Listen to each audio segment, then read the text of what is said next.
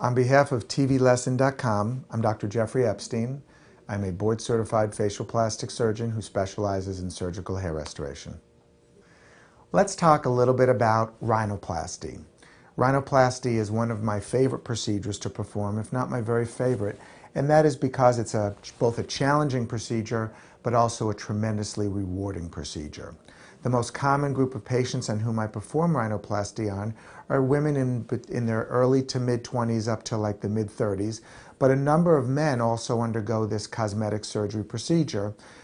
It is significantly transformative in how relatively subtle changes to the nose can make a huge difference, not only to the image an individual projects to the rest of the world, but as importantly, how the individual feels about him or herself.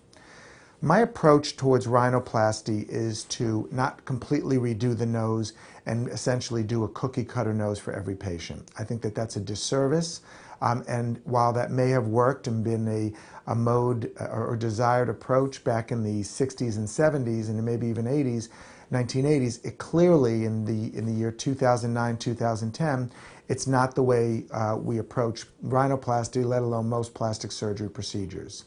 My approach to doing rhinoplasty is to basically find out from the patient what it is that he or she is bothered about, what features they don't like. It's a bump, crookedness, wide bridge, broad tip, tip that hangs down, a lot of different things that patients may express.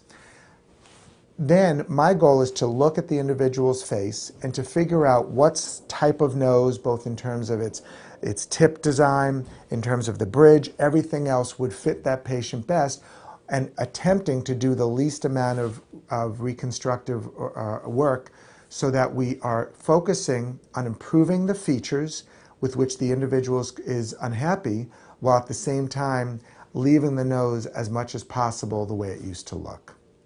On behalf of TVLesson.com, I'm Dr. Jeffrey Epstein. Thanks for watching.